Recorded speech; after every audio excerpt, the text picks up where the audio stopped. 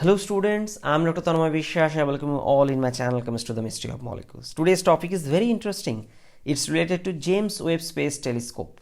And here you can see this mirror or shield material which is very big like a tennis court, but it's thin like a human hair. And that kind of material is made of one organic material named as Kapton. So along with this Kapton polymer, scientists have used a very thin layer of aluminium coating and doped silicon coating. So we shall discuss mainly on this Kapton polymer, about its preparation and why this is unique. But before going to details, one MCQ in front of you. So I request you, please pause the video, try by yourself and write your answer in the comment box, and definitely at the end of the discussion you will have the right answer. Now let's go to the main topic. What is the importance of such kind of thing? Or you may consider this telescope. Actually this telescope detects infrared or heat radiation from the galaxies anywhere. So in order to see the faint glow infrared or heat from distant star on galaxies, the telescope has to be very cold, means it need to be kept very cold condition.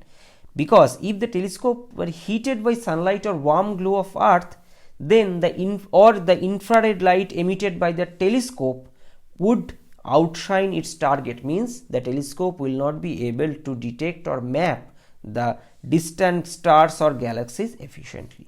So that's why one mirror is needed which will reflect those kind of heat coming from star or earth and keep this telescope in relatively cold condition, and this Kapton polymer shield plays that role. Actually 5 layers of such kind of shields are used for this purpose, point number 1.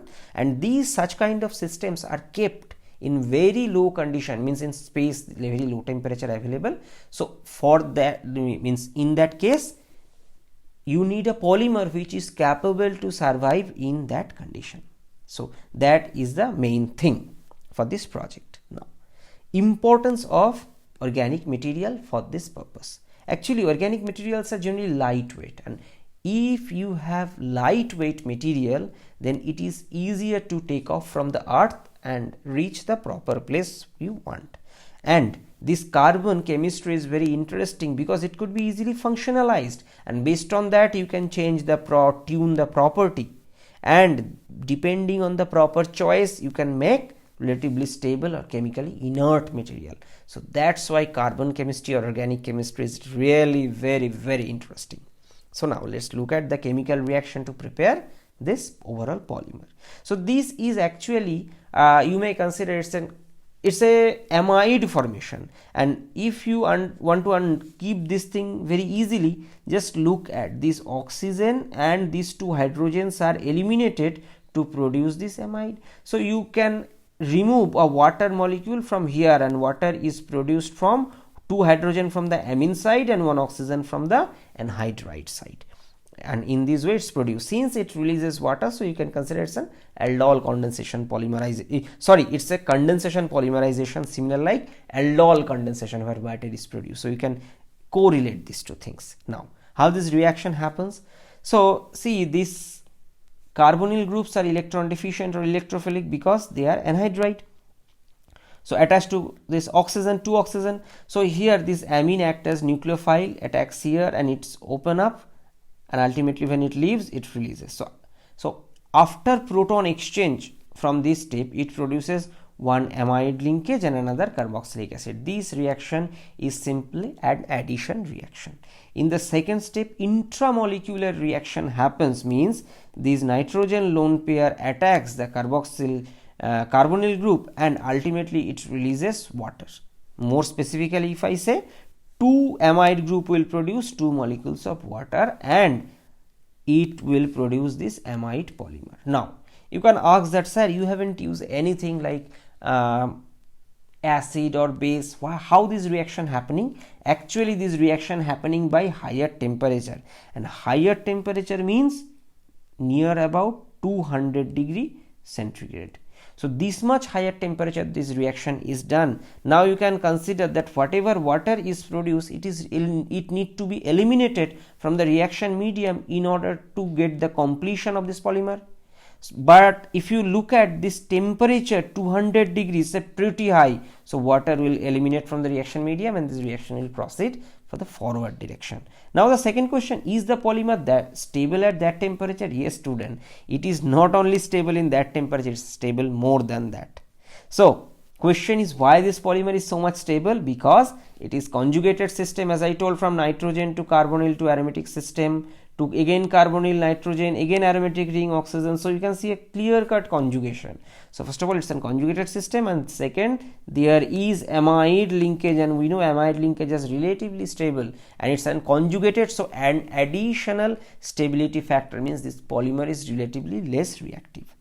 Now it is less reactive, but it could be hydrolyzed under drastic condition, but you can consider space is a vacuum, so where you will get water for that purpose. So that is the uniqueness of behind selecting this polymer. Now question, what is the additional uniqueness of this polymer? This is its thermal stability. It is stable in between minus 269 degrees to 400 degrees centigrade. It can operate, so it can operate in very low temperature, it survive, and at very high temperature. So you can consider that in space where normal temperature is very less, but when it heated or shined by sunlight, its temperature increases very high. So that temperature it can survive, and because of the alumina and silicon, these material reflects the light comes from sun, such that sun or earth, such that the telescope detector could not get wrong information from those bodies, and it can focus on its distant star on galaxies properly, because this telescope measures the IR or heat radiation. So it need to be, this telescope need to be kept in very low temperature condition, and this polymer is stable at that condition, it can work. So that's the uniqueness. Now let's come to our today's question.